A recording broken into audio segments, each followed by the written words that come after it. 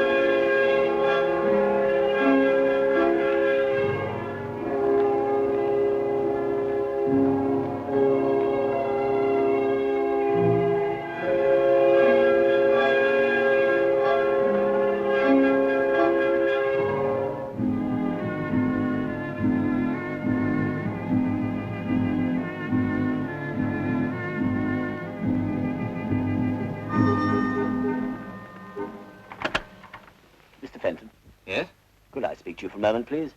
Is it a business matter? Well, it's rather urgent. Oh, all right, come in. Thanks. In here? That's it. Do sit down. Thanks. I don't think I know you, do I? No, we haven't met officially, but you must have noticed me quite a lot recently. Really, where? On the mantelpiece. I've been there for some time now. I was there watching you every time you came to make love to my wife.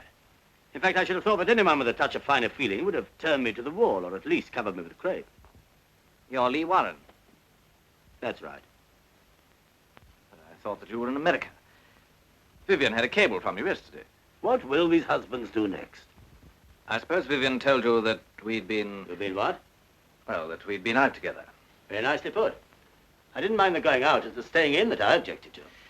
I don't know what you mean. Don't you? No? I've had to tell you. I've been away for 8 months. During my absence, my wife has been spending a lot of time with you. Now I want to know where I stand. You must ask Vivian that. I will, of course.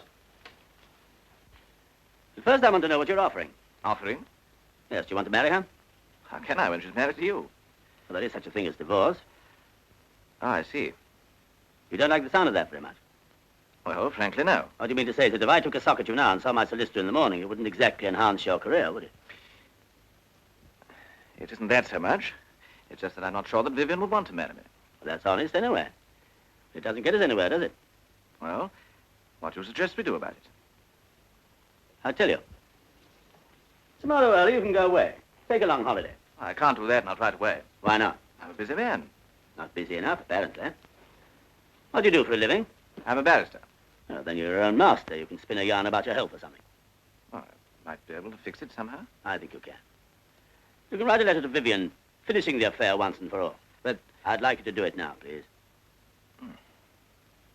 Well, very well.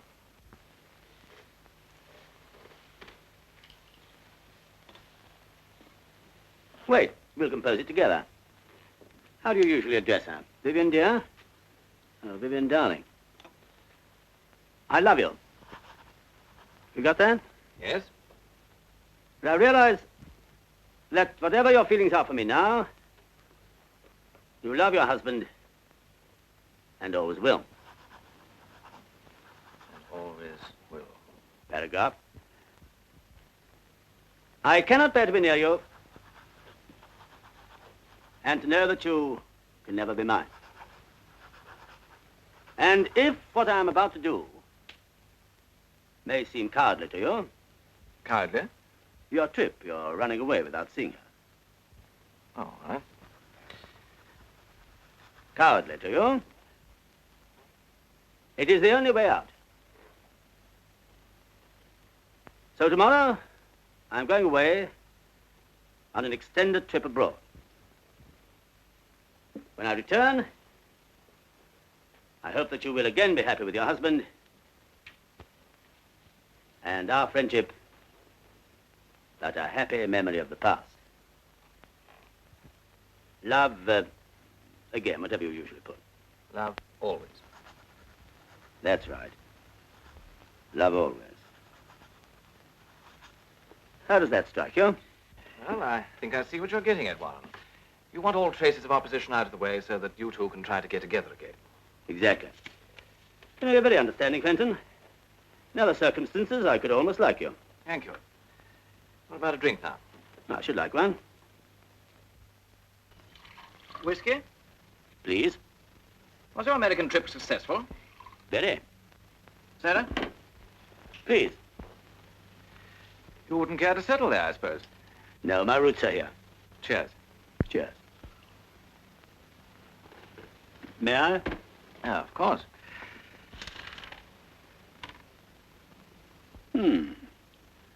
I don't think we could improve on that. I'm so sorry, Fenton. That's all right. I'll fix you another. No, it's not the drink I'm worried about. It's the letter. It's saturated.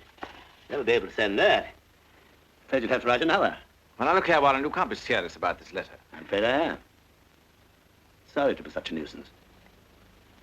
All right.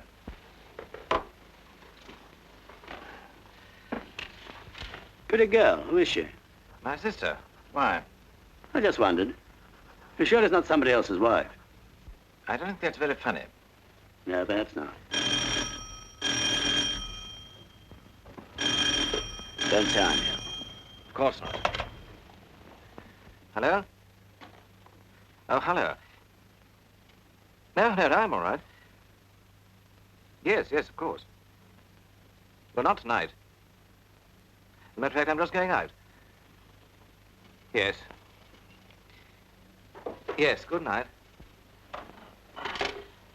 Your sister? No, your wife. I don't think that's very funny either. She wanted to bring some friends in for a drink. What a shock she'd have had. You'd better finish the letter.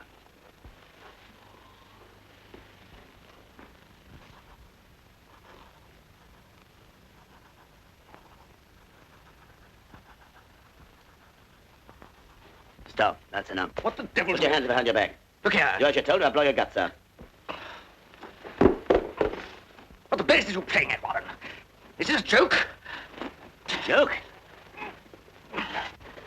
No, you can turn around. Look here. Go and lie down on that sofa. What are you playing You've at? got 15 seconds to get under that sofa. Now put your feet up.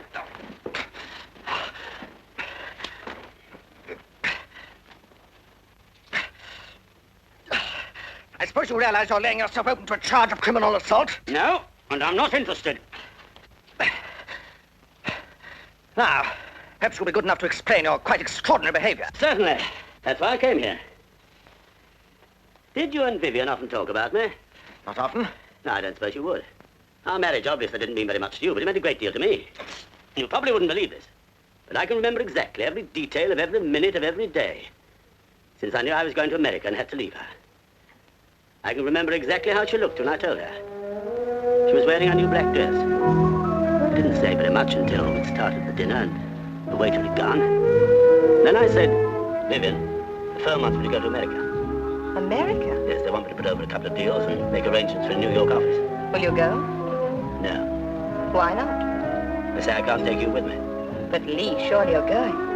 Do you want me to go without you? Of course I don't, but if it's your job. Oh, I get it. You're not so ridiculously jealous that you're still thinking about Paul.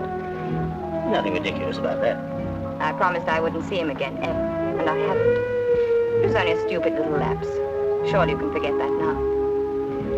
This trip means promotion, doesn't it? It may. Then you'd be a fool not to take it. How long will you be away? Oh, about 5 or 6 months. Well, that's not so very long.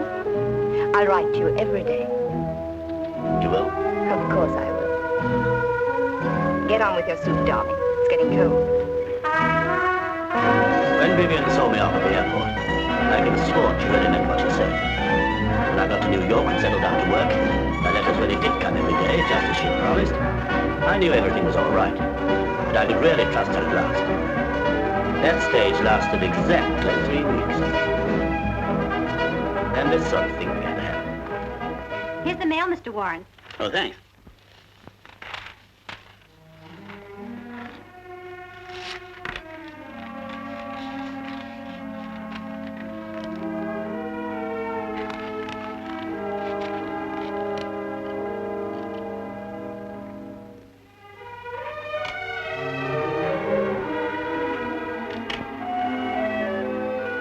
This for me, will you? Yes, Mr. Warren. Any mail for me this morning? Nothing personal, Mr. Warren. Is that all? Yes, thanks.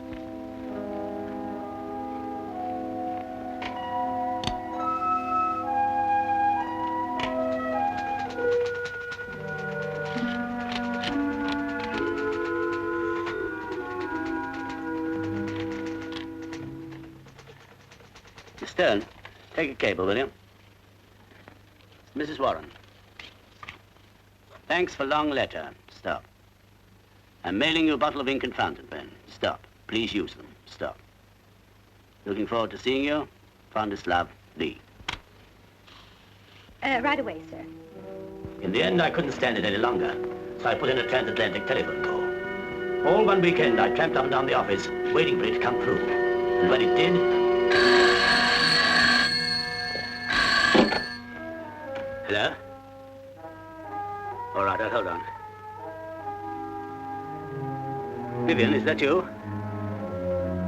Vivian, what's happened? I haven't heard from you for over a fortnight. But, darling, I wrote to you yesterday and on Tuesday.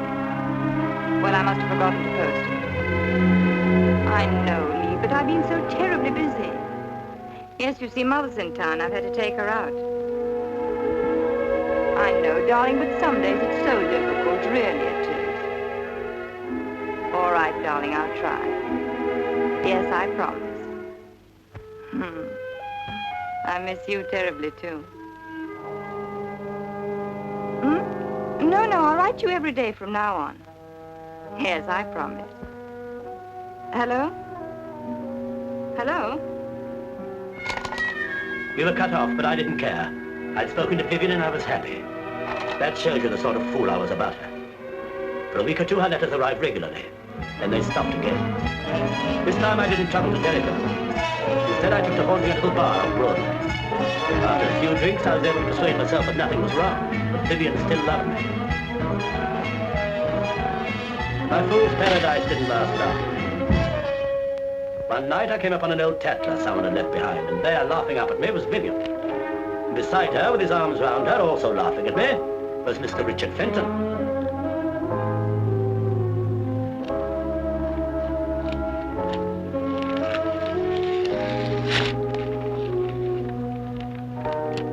I went back to my office to think out what I should do. I know I sat staring at the picture for hours. It seemed to me that both of you were mocking me, while I was thousands of miles away, helpless.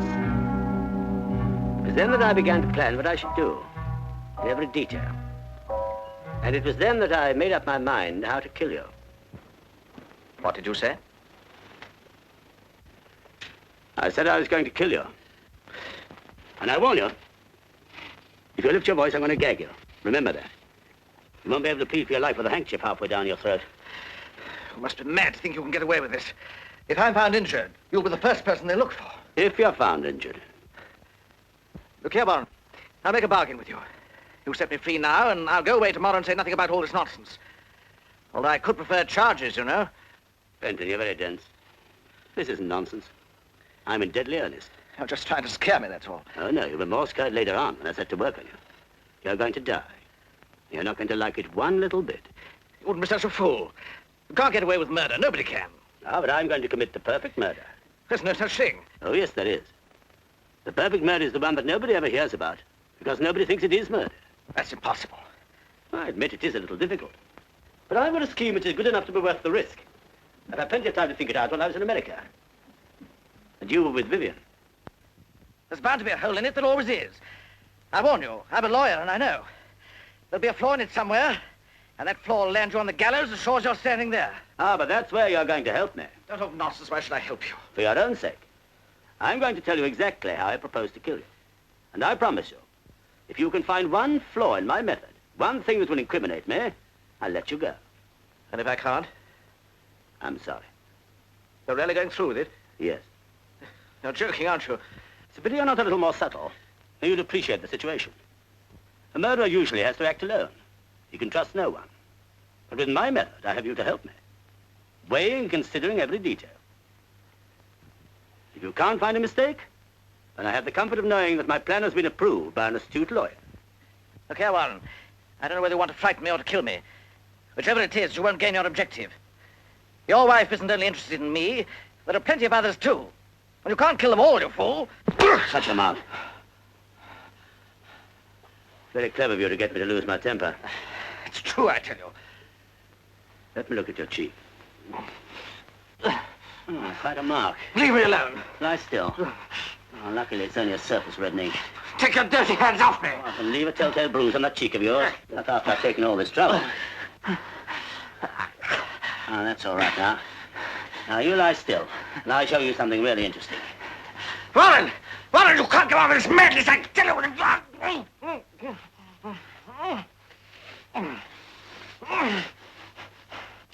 This is your bedroom, isn't it?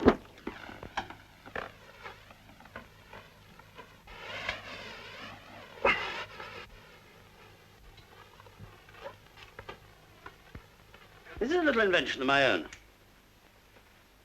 I'll give you a demonstration. It's quite simple.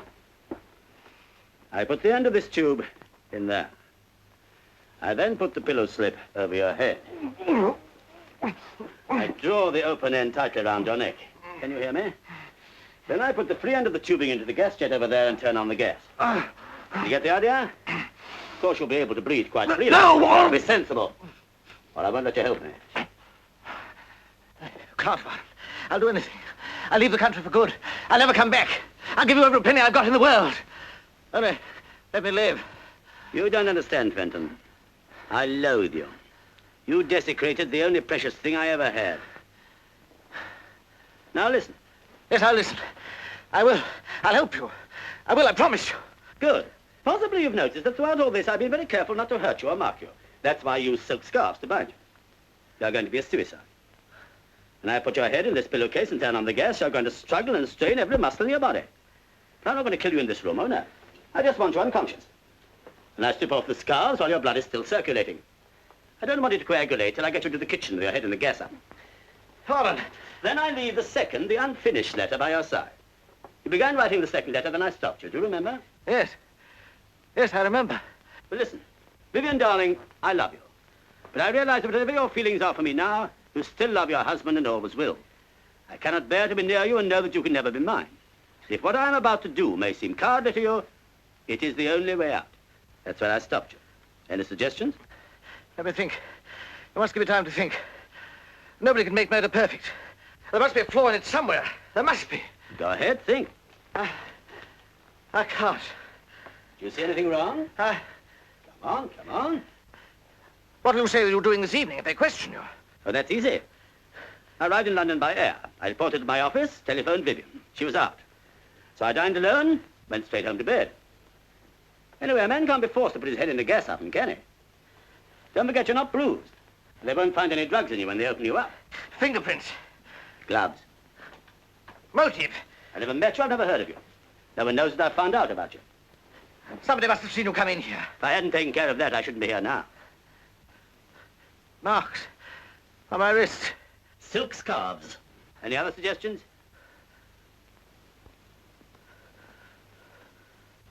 Well, goodbye, Fenton. You were a bit of a failure as a lawyer. I'm glad my life didn't depend on your arguments.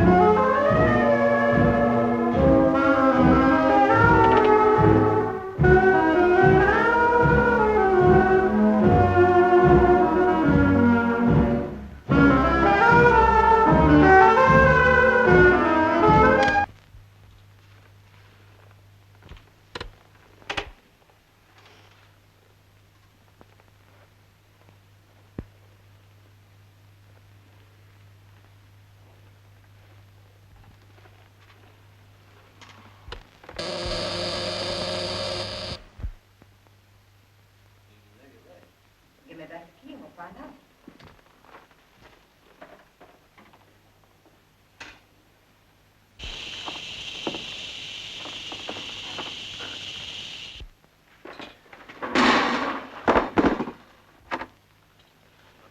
Dick? Dick? You see, there's nobody here. Darling, relax. What I don't see is why you've got a key to his flat if there was really nothing between you. It's no use my pretending, Jimmy. You're right. There was something between us, but it's all over now. I haven't seen him or spoken to him since I met you. And you expect me to believe that? You must, Jimmy, because it's true. Do you think I'd come up here tonight if it wasn't? You wouldn't have come at all if I hadn't made you. Of course not. I was going to try and cover it up, naturally. I didn't want you to know. If I hadn't found that key in your bag, you wouldn't have told me. Would you? Do you blame me? No, I suppose not. I'm glad you know the truth now. I don't want there to be any secrets between us. It's far too important to me for that.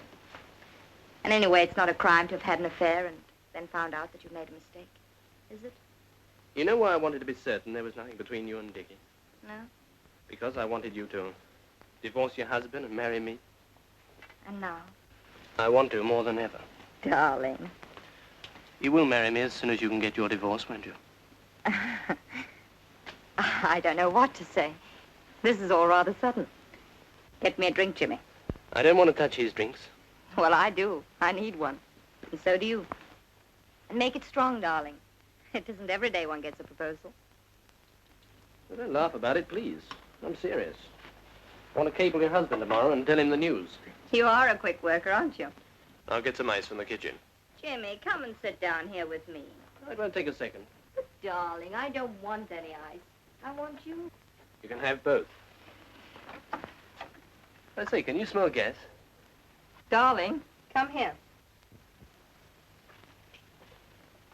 It's this, isn't it? Careless so-and-so. It's only half turned off. I'll open the window. Stop rushing about. Now what's the matter? I can't kiss you here. Not in his flat. Well, let's go somewhere where you can. Where would you like to go? Bottle party? Can't you think of anywhere more private? Yes, I suppose so. Darling, we are going to be married, aren't we? Yes, but... Do I have to write you a letter, Mr. Martin?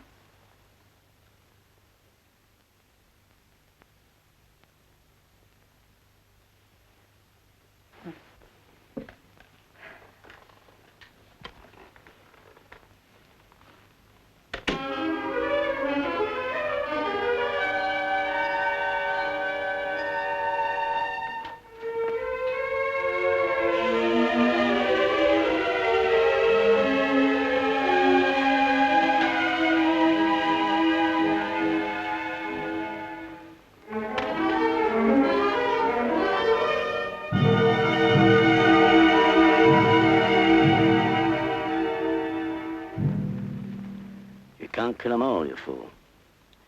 Well, we'll see about that.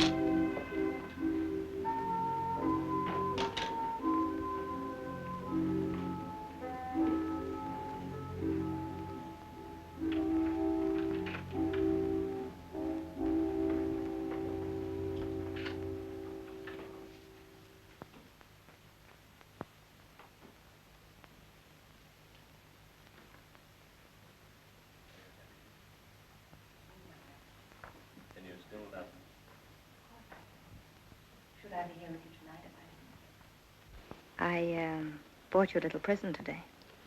You shouldn't have done that. It's only an old signet ring I came across in a junk shop. But just you read what's inside. Till death us do part. Vivian. Will you wear it? Till death us do part. Darling.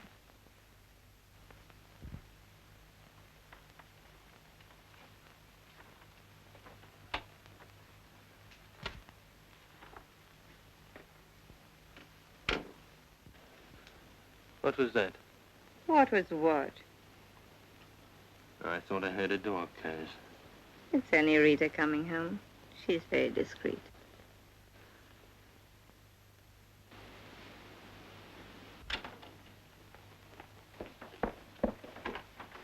Oh, excuse me, madam. It's all right, Rita. I thought you said you'd gone to bed. You needn't worry about her. She knows how to hold her tongue. Yes, but darling, Stop worrying and say good night.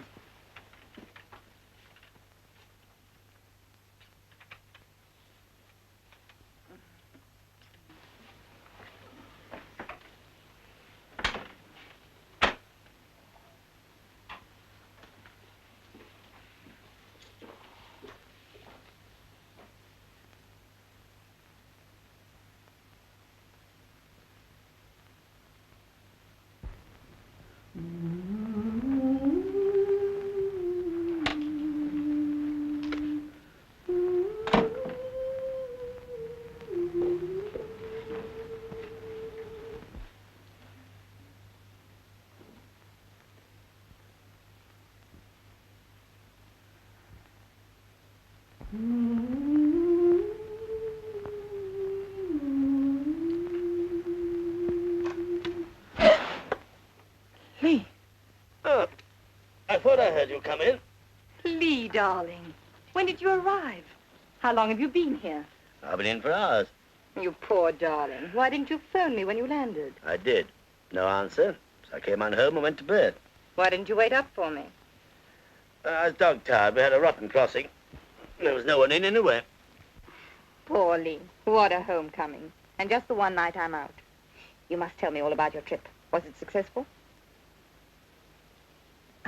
Lee, I've been so miserable without you. What time did you turn in? Oh, about 10. Did you have something to eat? No, I didn't want anything. Let me get you something now. No, thanks. Why didn't you write to me, Vivian?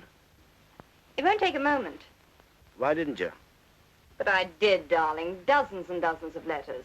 But you said every day. But, darling, that was only a figure of speech. You know I was thinking of you every minute and missing you dreadfully. But I couldn't just go on saying that over and over again, could I? It would have been so boring. And I've never bored you yet, have I, Lee? Not until now. But, Lee... You see, I don't believe you, darling. Were you on duty last night? Yes, sir. Did anyone ask for Mr. Fenton during the evening? No, sir. Did you see anyone strange? Anyone other than the usual tenants come in or go out? No, sir, I can't say I did. Did Mr. Fenton often have visitors? Not many, no. Any ladies? Sometimes, yes. One particular lady? Not so as you'd notice. All right, thank you. That'll be all for you two just now. Won't you want me anymore? Not for the moment, thank you. Oh. Oh, all right. Only I found him, remember? Yes, thank you. We're very grateful.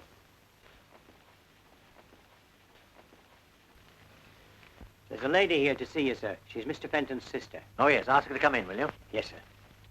This way, please. Come in, please, Miss Fenton. Sit down, won't you? What's the matter, Inspector? Why have you sent for me? I've got some bad news for you. Has something happened to my brother? I'm afraid so, miss. He isn't dead.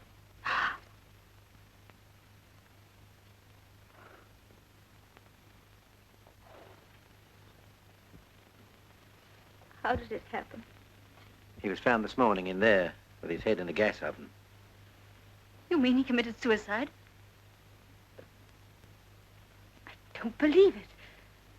Dick would never do such a thing. He's not that sort of a person at all. A man can't be forced to put his head in a gas oven, Miss Fenton. Dick wasn't like that. You'd better read this.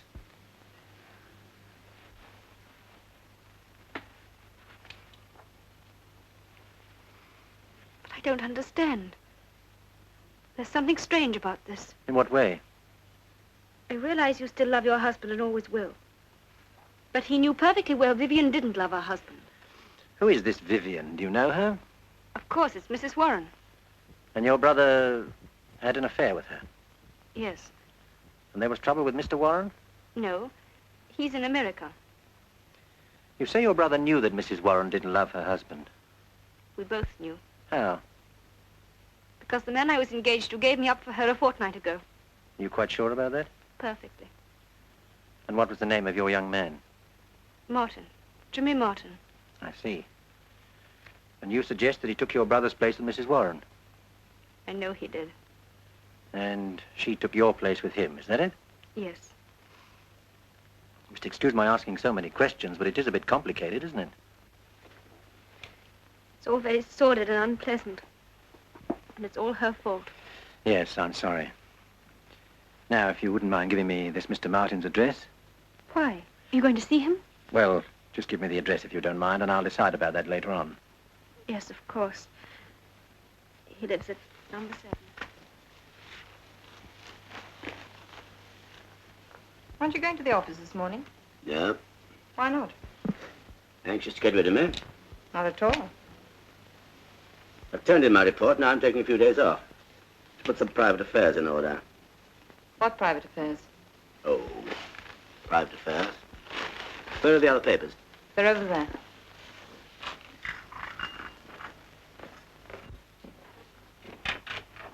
Good morning. Mr. Martin! Mr. Martin! Hello there.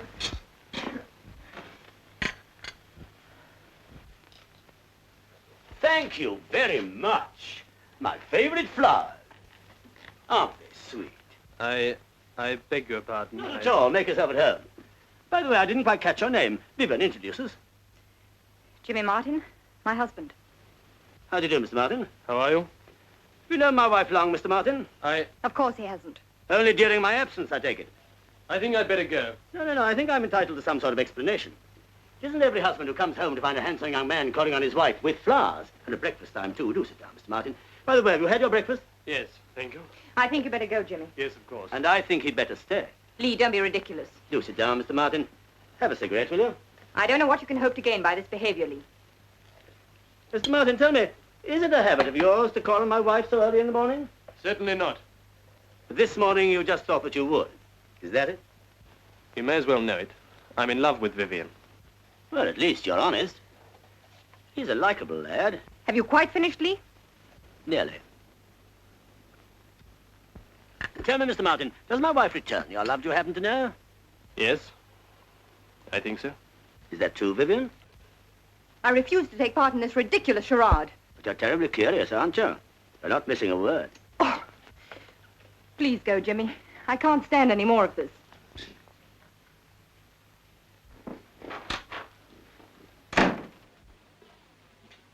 You must forgive my wife. She's not usually so inhospitable, but then, of course, you know that, don't you?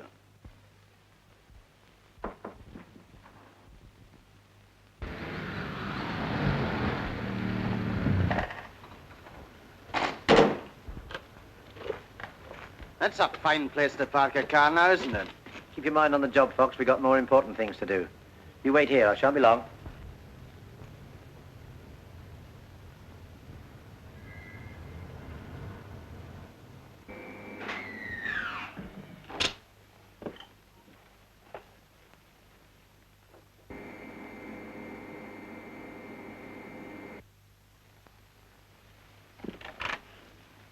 Good morning. I'd like to see Mrs. Warren, please. What name shall I say? Inspector Pembury.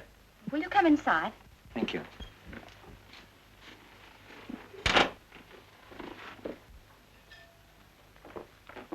Excuse me, sir, there's a policeman called. Inspector Penbury. Who does he want to see? Mrs. Warren. Has he brought any flowers? No, sir. Then show him in. Will you come this way, sir? Thank you. Good morning, sir. Good morning. I'm Inspector Pembury. Mr. Warren? Yes, can I help at all? My wife's dressing. It's about a friend of your wife, Sir, Mr. Richard Fenton. Do you happen to know him? Fenton? No, I don't think I do. What about him? He was found dead this morning. Oh? What's that got to do with my wife? We found this letter near the body. It's addressed to Vivian. I think that's your wife's name, sir. Yes, it is. May I read it? If you wish. Thanks. I'm sorry to have to inflict this on you, sir. Did you know about your wife and this Mr. Fenton? No, I've been away for 8 months. I only got back from America yesterday. Oh, really, sir? Then I expect this must come as a bit of a shock to you. Well, yes and no. Yes and no? And there's no point in beating about the bush. I came back from America earlier than I expected because I was worried about my wife. She hadn't written for several weeks, and I'd heard that, well, that she was going about with other men. Now it looks as if I misjudged her. You mean this letter makes it quite clear? Yes. Did you say anything to your wife about Mr. Fenton last night, sir? How could I? I didn't even know he existed. Oh, of course not, sir. Silly of me. But you did talk to her, I expect. Not very much. She didn't come in until quite late. Didn't she come to meet you then? No. But she must have known you were coming home. As a matter of fact, no. I thought it was more of a surprise if she didn't. I see. Do you mind telling me what time you arrived back, sir? We landed about 5. I came by air. Ah, yes. And after you landed? Look here, what have my movements got to do with all this? You may as well know, sir. There was another man in Mr. Fenton's flat last night. We found his fingerprints. For a moment, I thought it might have been you. If I'd known of his existence, it very easily might have been. You mean you might have taken the law into your own hands? Yes. It's a good thing you didn't, sir. Oh, darling, this is Inspector Pembury. How do you do, Inspector? He wants a word with you. May I ask if you knew a Mr. Richard Fenton? I did, yes. Why do you say did, madam? Well, I haven't seen him for some time. Have a cigarette? No, thank you. What's all this about? Mr. Fenton was found dead in his flat this morning. Darling, ever get you a drink or something? No, I'm all right, thank you. Do you mind if I ask you 1 or 2 more questions, madam? Of course not. Thank you. Were you friendly with the deceased? Did you know him well? We went out 2 or 3 times together, if that's what you mean. Did your husband know him or of him? No. He was someone I met just recently. When did you see him last? I haven't seen him for, well, since dinner with the Sandersons about 2 weeks ago. Did he ever say anything that made you feel he might take his own life? No. That's why it's so terribly unexpected. I hope you'll excuse me, Mrs. Warren, but I have to be more explicit. Did the deceased... Please don't use that word. Did Mr. Fenton ever... Well, you know if he was fond of you. I suppose he must have been in a way. Otherwise, he wouldn't have wanted to take me out. I don't mean that exactly. Did he ever tell you he loved you? I'm sorry, Lee. But if I don't tell you now, I expect our friend will ferret it out somehow. I couldn't help it. I never encouraged it, but he did. He told me he loved me. He even suggested I should divorce you. Of course, at first his flattery turned my head. That's why I didn't write you. Then I realized how stupid I'd been and how very much I loved you. And I said I wouldn't see him again. But I still couldn't write you because I didn't know how to explain why I hadn't done so for so long. You do understand, don't you, darling? More than ever now, my precious. I was going to try and tell you this morning, but you wouldn't. I'm glad you have, because Fenton left a letter. A letter?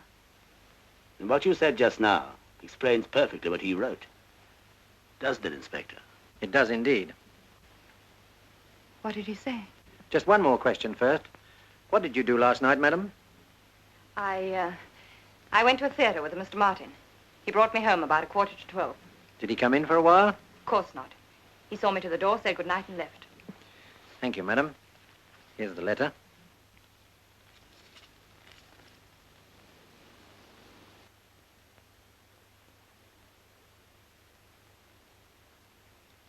He killed himself for me. How terrible. Terrible. Don't take it like that. He killed himself because you were faithful to me, didn't he? Yes, but... Well, no one can blame you for that. You won't want to ask her any more questions now, will you, Inspector? No, I'd better be going. Inspector, if there's anything else, please don't hesitate to ask me. However badly I may feel about this, it's not myself I'm worried about. It's my husband. Your husband, madam? I don't quite understand. Well, you know how people talk. And that letter, it looks so awful. Must it be published? Well, that's for the coroner to say, madam. I'll do what I can. Thank you, Inspector. Thank you, madam. You made things much easier for me. Good day, Inspector. Good day.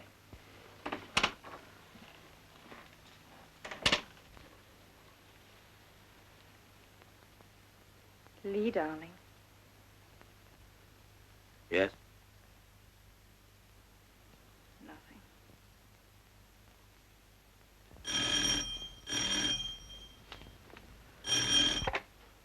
Hello? Oh, hello. I can only talk to you for a second. Lee's in the other room. Jimmy, listen.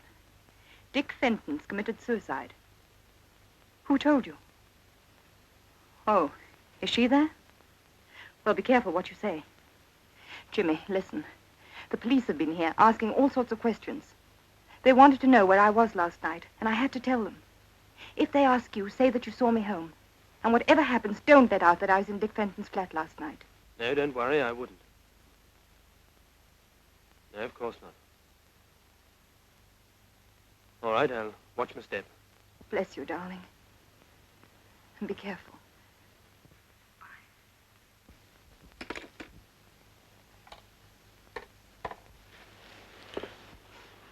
That was her, wasn't it? Yes. Does she know? Mm-hmm. I can just hear her gloating. Dickie killed himself for me, you know. Isn't it too touching? Oh, she's not like that. Isn't she? First she lets her husband down. Then she lets Dickie down. Someday she'll do the same to you. No, I don't believe she will. Anyway, I'll take a chance on it. Do you really love her? Yes. Is she coming here? No, it's all right. Now, calm down. I'll go and see who it is.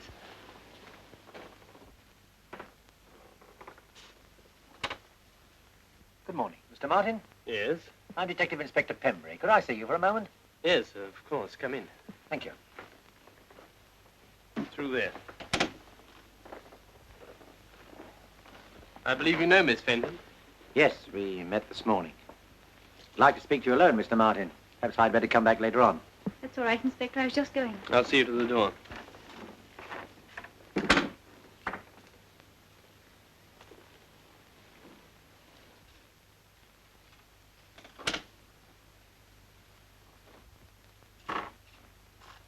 Well, Inspector?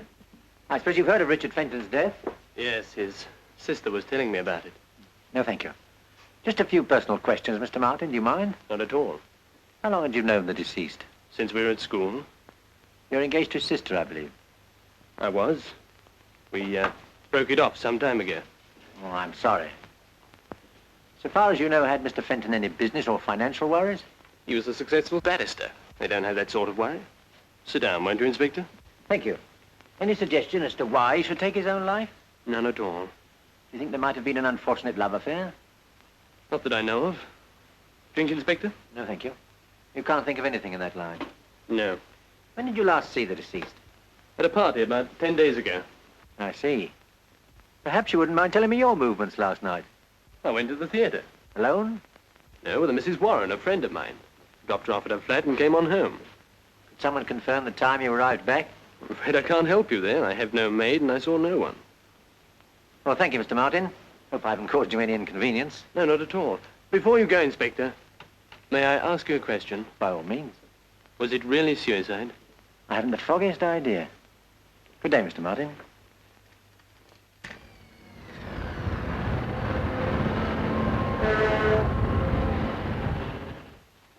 Hello, what do you want? Got something I'd like to show you here. And I've got something to show you. Look at this. Where was it found? In the wastepaper basket in Fenton's flat. Roberts turned it in just after we left. It's the same as the other, the one by the body. The same, only different. Look at that. What do you think it means? He changed his mind? Or someone changed it for him. Murder. I shouldn't wonder. What have you got? This. Where'd you get it? Out of Martin's car. What is it? Thought you might know. Something he cleans the car with, I suppose. That's what I thought at first. But it's too clean for that. Stuck out a mile among the other stuff in the boot. And what's this for, anyway? I don't know, and I've no time to start playing guessing games now. Fox, smell that. Smells like the back of a cab. Anything else? Gas. Gas is right. Give it to me. What is it, do you think? I don't know. Gas.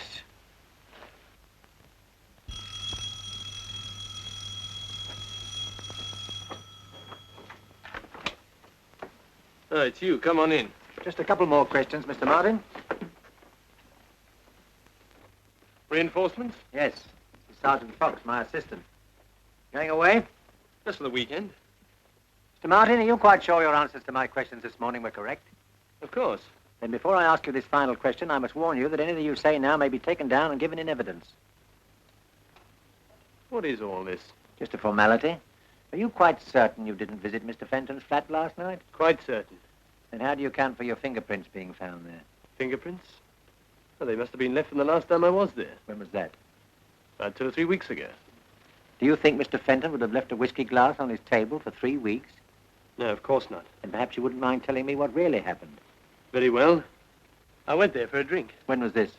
Well, I dropped Mrs. Warren off at her flat at about 11:30. And I thought I'd call round and see Dickie. He wasn't in, so I had a drink and left.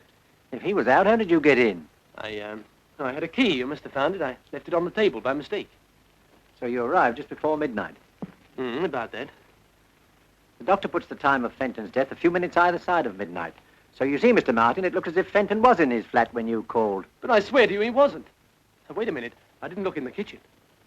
You mean he might have been lying in there and you wouldn't have known anything about it? Well, it's possible. You didn't go to the kitchen for water or soda or anything? No. And how do you explain your fingerprints being found on the kitchen doorknob? What? Oh, yes, well, I started to go to the kitchen, but I couldn't find the light switch, and I just didn't bother. I'm sorry, Mr. Martin, but I don't believe a word you're saying. I can't help that. I've told you the truth. We found the oven gas jet still on this morning. If the deceased had been lying in the kitchen when you were there, you must have smelt the gas. But I did. I remember now, and I thought it was a leak. What's all this about, anyway? It was suicide, wasn't it? You asked me that before, this morning. Remember? Yes, but Miss Fenton was telling me that he left a letter. Well, what makes you think that letter showed he intended killing himself? If you let me read it, I'll tell you. Well, here's a copy.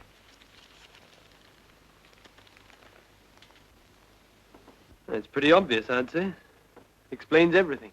Not quite everything, Mr. Martin. The deceased found it difficult to write a letter giving up the woman he loved. Anyone under those circumstances might have written a dozen letters. We know for a fact that he wrote 2. You've just read one. Now I'll show you the other.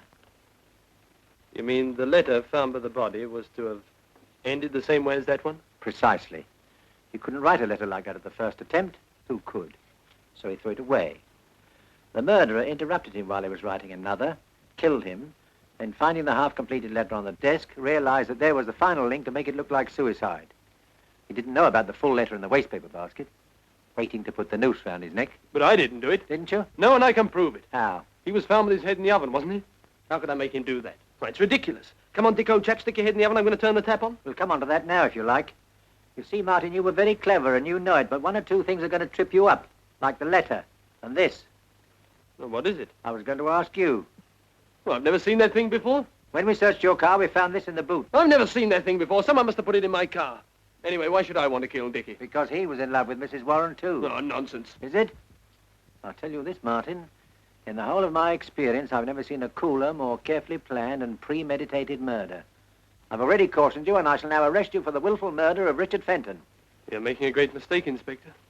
Take him away, Fox. I'll be over in a few minutes.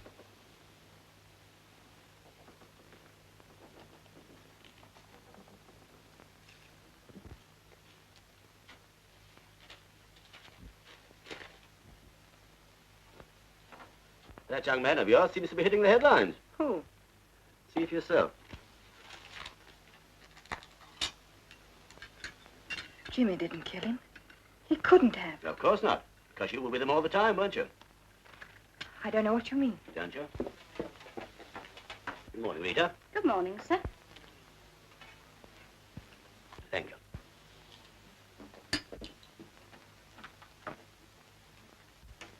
You know Jimmy didn't kill Fenton because he never left your side all the evening. How do you know that? Because I happened to be there. Where? In Fenton's flat. But you couldn't have been. Unless you... Sure. Unless I killed him. No. No, you couldn't. Why not?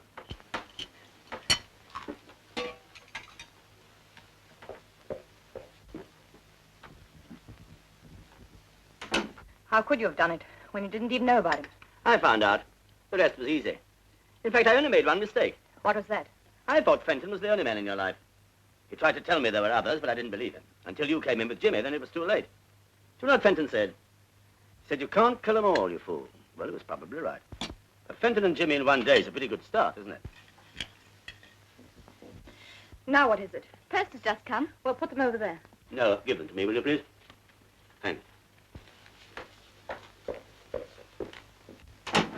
You don't expect me to believe any of this, do you? I don't see why not. It's all quite true. I worked out a foolproof plan for killing Fenton. When Jimmy turned up, I replanned things a little, putting the pillow slip at the back of his car, for instance, instead of destroying it. If we don't pay the telephone bill in 7 days, we're going to be cut off. You mean to tell me you were in Fenton's flat that night? That he was dying there? While we were talking in the next room? Exactly. I don't believe it. Oh, you don't, eh? Do I have to write you a letter, Mr. Martin? Remember? I see. Your mother wants to come and stay with us. Why she did always write to me, I don't know. Perhaps she thinks I'm kinder-hearted than our daughter. After you and Jimmy had left, I fiddled round Fenton's flat. And the more I fiddled, the blacker things began to look for James. You wouldn't really let an innocent man suffer for something you did. I suffered because of something he did. That's different. Not to me. I made up my mind to get my own back, and I'm getting it. You're mad. You must be. You love Jimmy Martin very much, don't you? Yes, I do. And you'd do anything to save him, wouldn't you? Yes. Well, now you're going to be in the interesting position of knowing that he's innocent and that I'm guilty and that you can't do anything about it. You're going to suffer slowly and exquisitely, and I'm going to enjoy watching you squirm.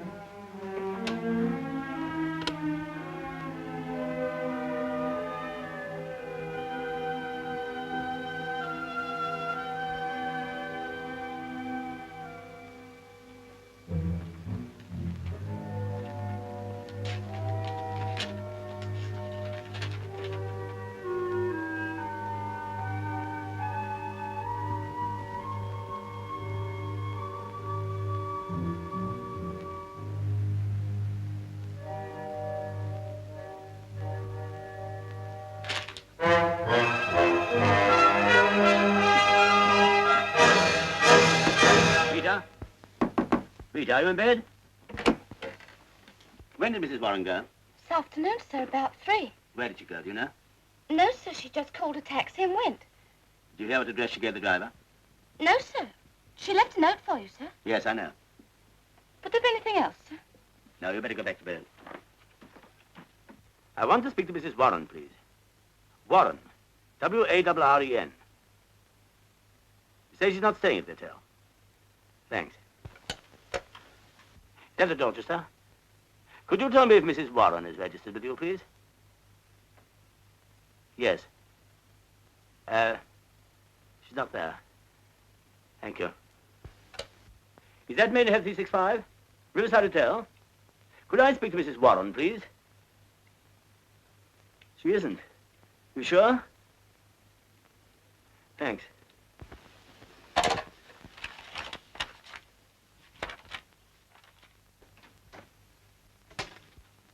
Mr. Martin, sir. Thank you, Fox. You and Gray wait outside, will you? Yes, sir. Sit down, Mr. Martin, please. You know Miss Fenton. Hello. Miss Martin, I want to ask you some questions in a moment, but there's something I must check up on first. You won't mind waiting, will you? Haven't got much option, have I? No, you haven't really, have you? Excuse me.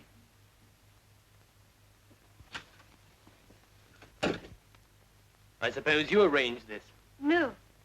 Well, yes, partly. What good did you think you could do coming here? I don't know. I just thought I would find out if there was anything to do to help. Well, there isn't. I know you didn't do it. So do I, but it happens that the police can prove to their own satisfaction that I did. Jimmy, do you love her very much? No, I don't think I love her at all. Then why shield her?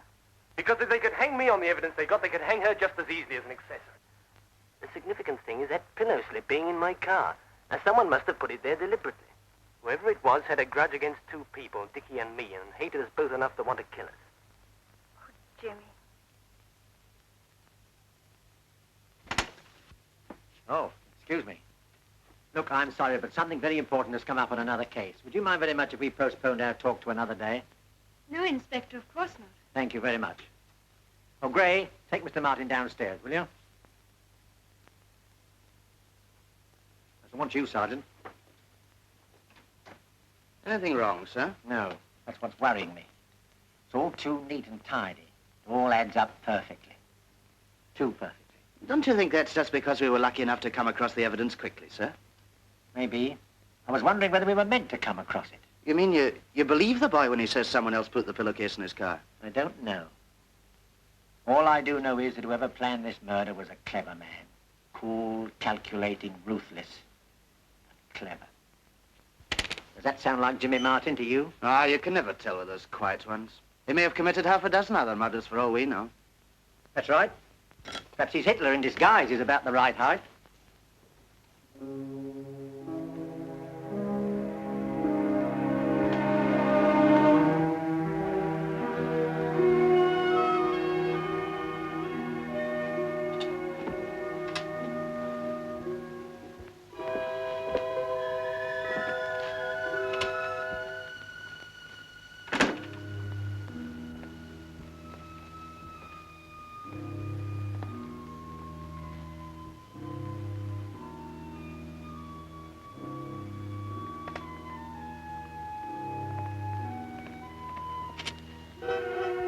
Enjoying the view, Mr. Warren?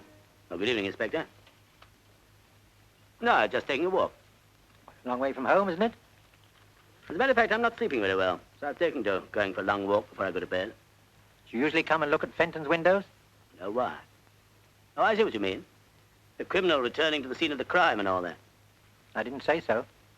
No, I should hope you wouldn't. Pity about young Martin, losing his head like that. Yes, isn't it? Nice boy. Yes, I understand. Well, remember me to your wife, won't you, sir? If you don't mind, I don't think I will. She doesn't like being reminded of unpleasant things. Good night.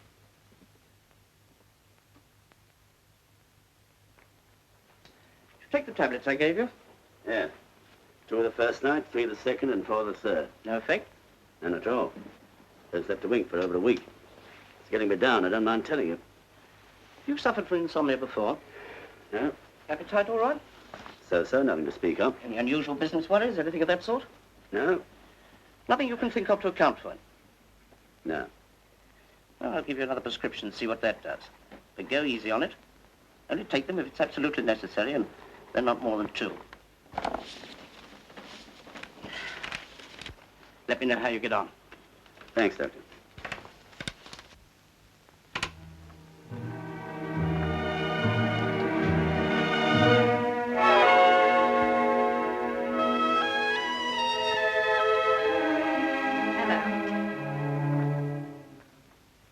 When did you come back? About half an hour ago. You might look as though you're pleased to see me. You suppose I am? I thought you might be by now. Give me a light.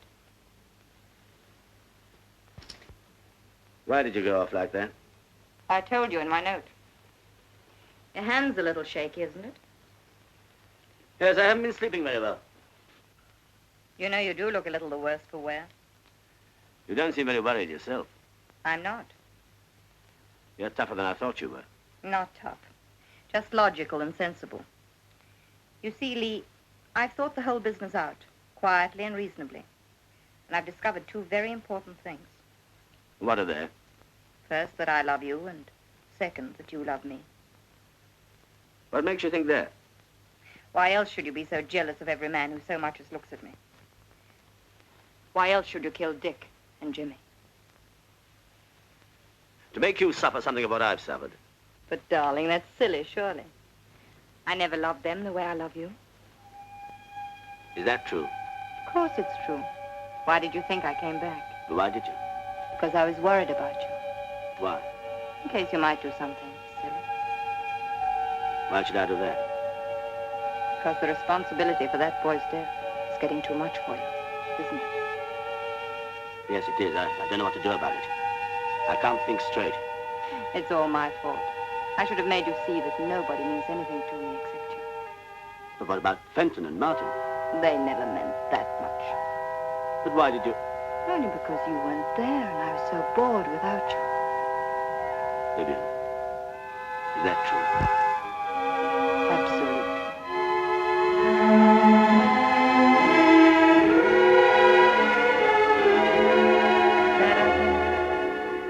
Yes. Yes, I am. But you're not completely happy, are you? No. You're still worrying about Jimmy Martin. I can't let him hang now. He's not going to. I'm going to prevent that. No. Yes. Yes, I must say that I was there. Now, that'd drag you in as an accomplice. No, there must be some other way, some loophole, if only I can think of it. Yes, Lee, that's right. There must be something you've forgotten. No crime is ever perfect. This one is. Too perfect. I saw to that. I didn't know I was going to want to undo it all again. But there must be something you've forgotten. There must be. Lee, try to think. Please try to think. Oh, Fox. Sir. Mr. Warren's been telling me the real story behind Fenton's death.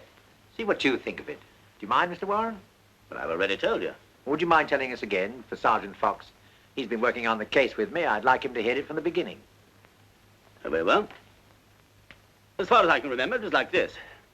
On the day that I arrived back from America, I reported at my office, then rang up my wife. She wasn't in. So I put in my reports, cleared up, and went on home. I got to the flats about 7 o'clock. As my taxi drew up outside, I saw my wife getting into Martin's car. I was naturally curious to know what was going on. Wouldn't you have been? So I waited until they were safely in the car. Then I told my driver to follow them.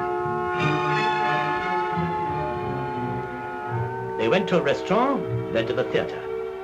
When they came out after the show, I was there waiting for them. I followed them again, this time to a flat at Temple Court. Of course, I thought then that Martin was the reason why my wife hadn't written to me, and naturally I thought the flat was his. So I waited outside for about 10 minutes. Wouldn't a normally jealous husband have broken in on them right away? I wanted to be certain. Cigarette. So while I was wondering what I could do, they came out again. I just had time to dodge around the corner out of sight. They were laughing and talking, and I tried to catch what they were saying. But all I picked up was the man's name, Jimmy. Oh, Jimmy. And I didn't much like the way she said it, I can tell you.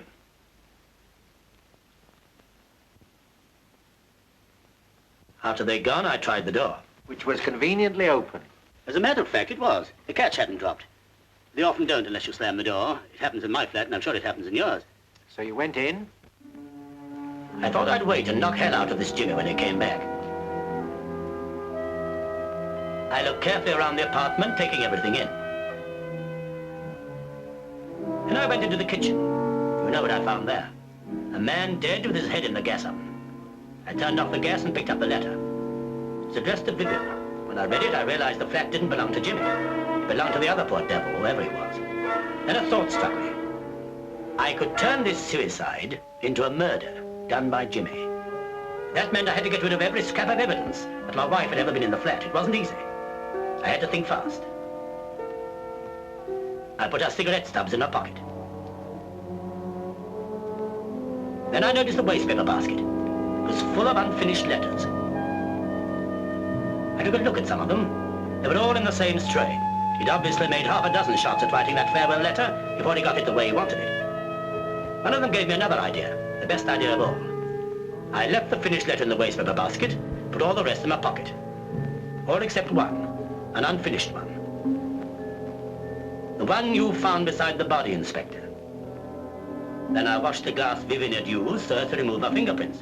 How did you know which one was hers? By instinct? No, by lipstick.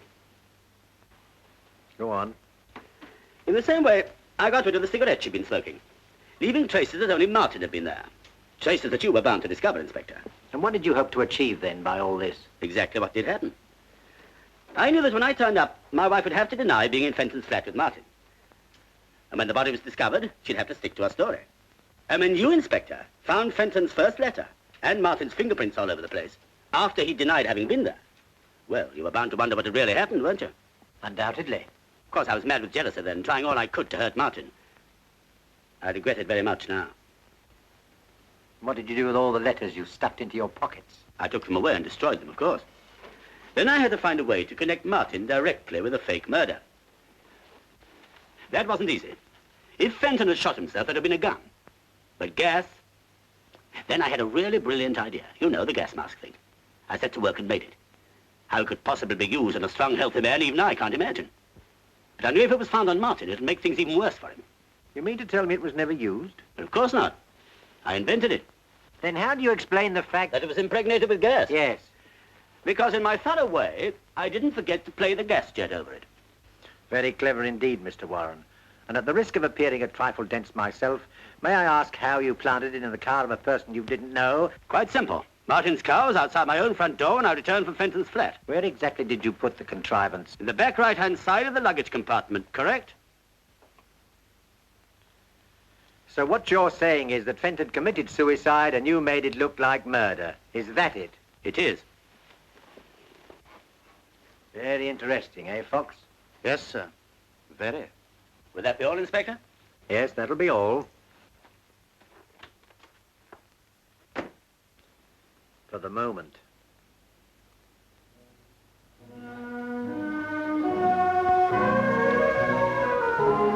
You swallowed it. Hook, line, and sinker. You're sure? Quite sure. My job was pretty good. You didn't say too much. George Scott. Good Lord, now, just a few fills here and there, that's all. You weren't nervous? No, I had a couple of drinks before I went in just to start me off. After that, all set. Oh, Lee, I do hope so. What you worried about? Have another drink. George, dry martini. I'll have another Scotch.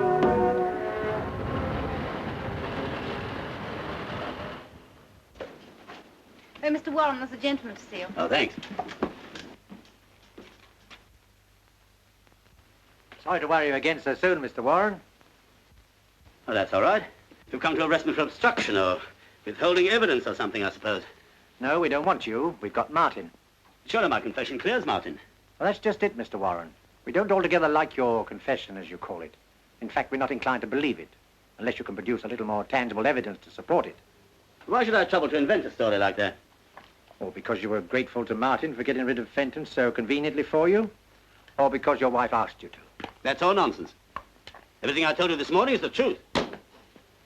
Perhaps I'm rather dull, but frankly, I don't believe any man could think as fast as you say you did. But I warn you that's the evidence I shall give if you bring Martin to trial. Do you really think you should? You're sitting pretty. Why save him at the expense of yourself? Because I can't see an innocent man hang. That isn't what you thought a fortnight ago. Ah, but I found out since then there was nothing between Martin and my wife. Your wife told you that? She did. And I believed her. I wish I could believe you, sir, but I can't. What more do you want? Just something to convince me that your story is true, that you really were in the flat that night. Well, let me think. There must be something. I know. There was a dishcloth over the oven door to keep the gas in. Oh, come now, sir. That's the sort of thing you could have read in the news of the world any time. Oh, wait a minute. The kitchen, I've got it. Someone had knocked the milk over. There was a pool of milk on the floor. Is that enough for you? You know, it almost looks as though you really were in Fenton's flat that night. Well, of course I was. But I still don't think your story is true. Now you're being insulting. I hope not, sir. I don't mean to be. You know, sir, I learned a great deal about art on a case once. It seems that every artist has a certain style, and often it's not necessary for an expert to see the signature on a picture. He can recognize the artist from the style. What's that got to do with me? Just this, sir. Your alibi for Martin is too slick. If he'd told me your story, I'd have been more inclined to believe it. You see, it has the same style about it as the murder. Good afternoon, sir.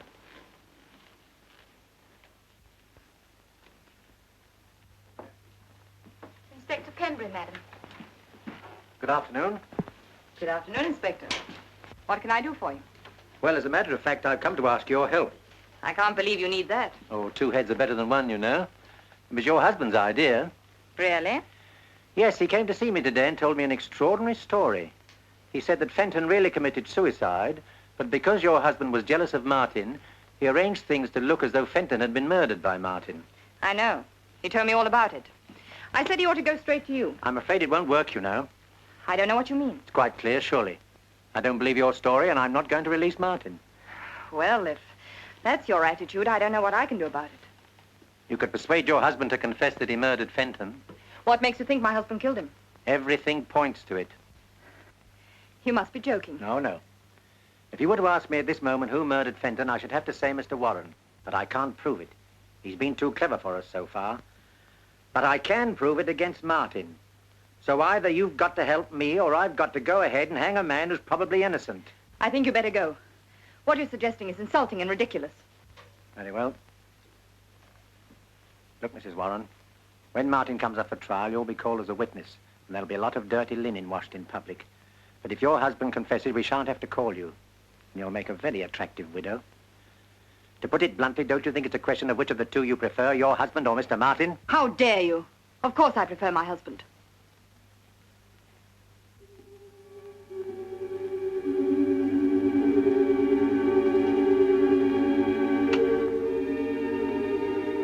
Who rang, madam? Yes, Rita. I've got 2 seats for the Follies tonight. We can't go. Would you like them? It's not my evening off till tomorrow, madam. That doesn't matter. You take tonight off as well. Thank you very much, madam. I leave the tickets on the hall table for you. Now you go and ring your boyfriend. Yes, thank you, madam.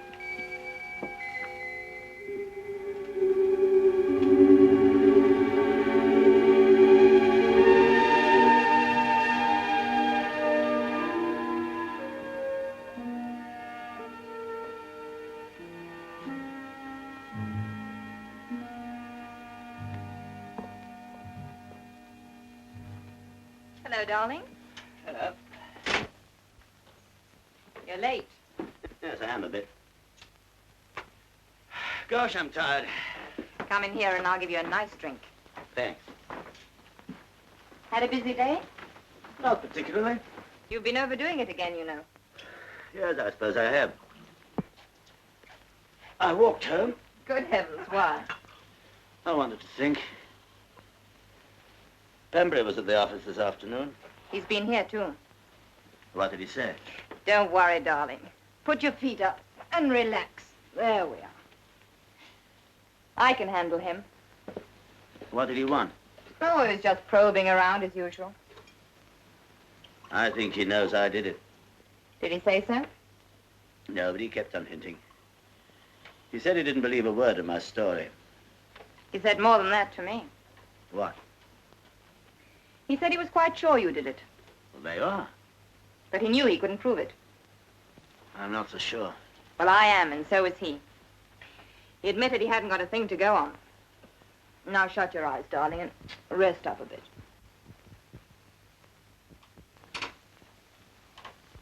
Oh, I'm just off, madam. Have a good time. You look very nice tonight, Rita. Thank you, madam. What on earth are you doing? Packing? I can see that. What for? We're taking a trip. Don't be an idiot, Vivian. I can't stand any more tonight. Listen, Lee. I found the answer to the whole wretched business. You remember Pierre? No? Who's Pierre? Pierre Roger, the lawyer we met in Paris. Well, what about him? Well, he's back in London. I spoke to him this afternoon. You didn't tell him anything about me, I mean. Yes, I did. Well, you shouldn't have done that. Suppose he goes to the police. He won't. I know Pierre. You can trust him absolutely. Well, I hope you're right. Of course I'm right. Besides, a lawyer's like a doctor or a priest. They never repeat anything. All right. What did he say? He's very smart. You know that. And he says the best thing for you to do is to get out of the country at once. Not a hope. We'll be stopped before we got across the channel. Pierre says not. He says they can't stop you without charging you, and we know they can't do that. He's flying back to Paris in the morning. We can have 2 seats on his plane. It'll never work. It's got to work. Oh, yes, and there's one other thing. Pierre said you shouldn't just walk out. That might look bad, as though you're running away. He said you should write the inspector a note, saying you're going away to avoid the publicity. I don't very much like the sound of that. Well, that's what Pierre said. I better telephone. No, darling, don't do that. He particularly said not, in case the line's tapped. Yes, I suppose they might do that. Perhaps I... Don't move, darling. I'll get you some writing paper.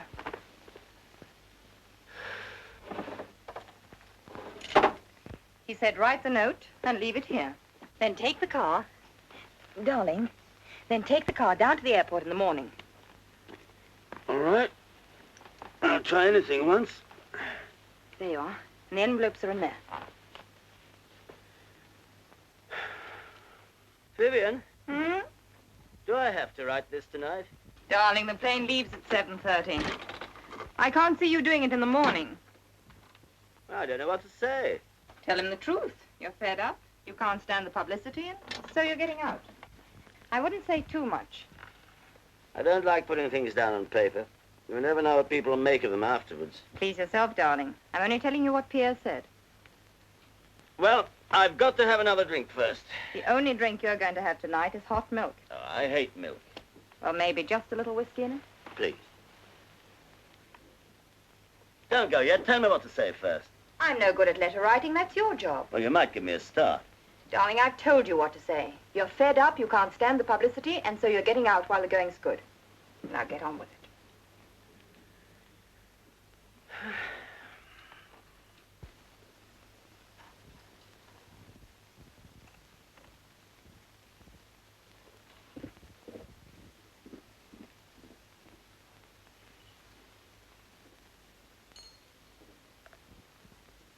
Finished? Just about.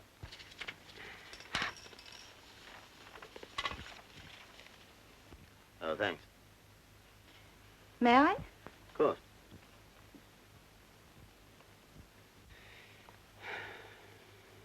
I never know whether it's the milk that spoils the whiskey, or the whiskey that spoils the milk. You can't have it both ways, darling. Oh, Ernie. Oh, what's up? Lost the tickets? No, just remembered I've left them on the hall table in the flat. Oh, that's torn it. What do we do now? Oh, we have to go back. Oh, we'll miss half the show. No, we won't, not if we hurry. See if you can get a taxi.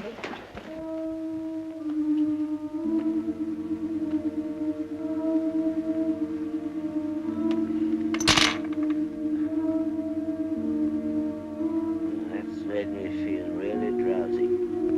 I'm not surprised. I put some of your tablets in it.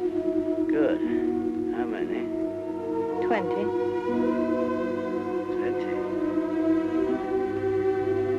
That'll kill me. Yes, dear. You're not serious. Yes, Lee. I'm quite serious.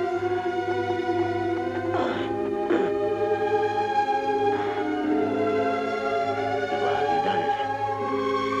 Just when we're together again. Clear up it all. I'm afraid that was just a fable, dear. You see, if I hadn't made you think that I loved you, and was ready to go away with you, you would never have saved Jimmy.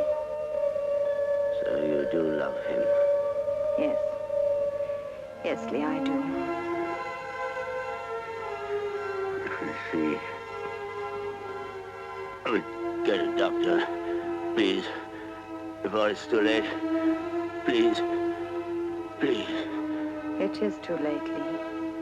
But you needn't worry. You won't feel anything. You'll just get sleepier and sleepier. Vivian, for pity's sake. I don't want you to die, Lee. But you've got to. Why? So that I may go on living the way I want to live.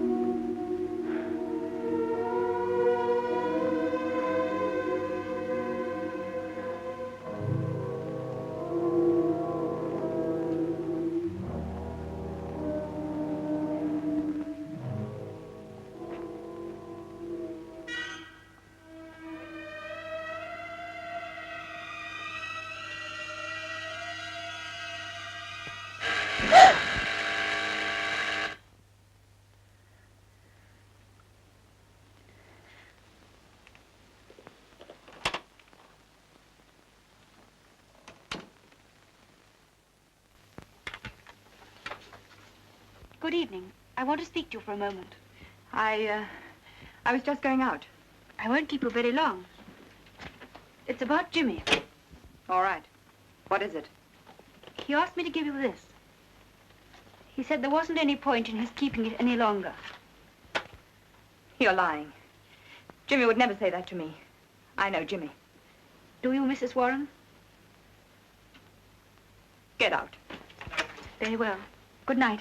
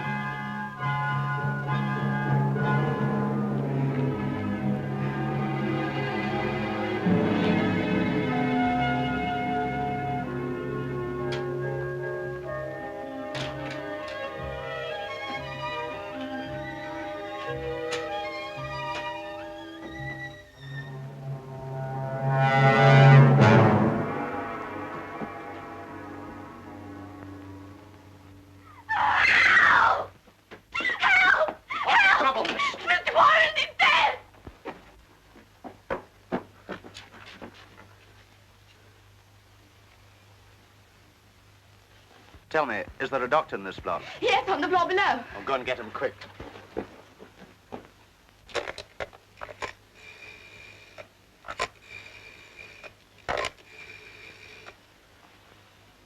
Inspector Penbury. Yes, quickly. Can I ask him another question?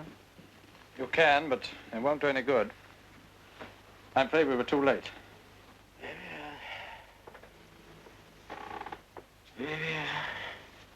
Have you anything to tell us, sir? No, madam, Mr. Martin won't see you. But did you tell him who it was? Did you say it was Mrs. Warren? Yes, I told him, and he still doesn't want to see you. But I must see him. It's very important. I'm sorry, madam. But you don't understand. It's very urgent. Mr. Martin was most definite. He said there was nothing he had to say to you.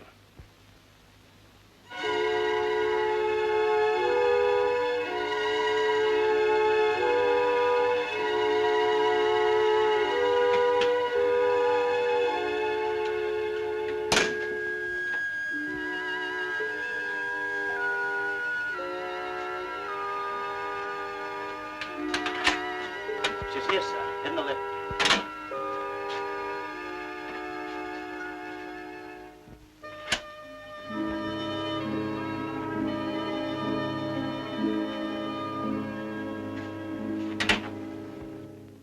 Please, Inspector, not again. As you say, Mrs. Warren, not again. I think this is the last time. Have you seen my husband? Yes, madam. Mr. Warren's in the bedroom. He died a few minutes ago. We were too late to save him, but we were just in time to learn how helpful you'd been in effecting his release. I don't know what you mean. Don't you, Mrs. Warren? Then you better come along with me to the station and I'll explain more fully. Yours, madam? Till death us do part.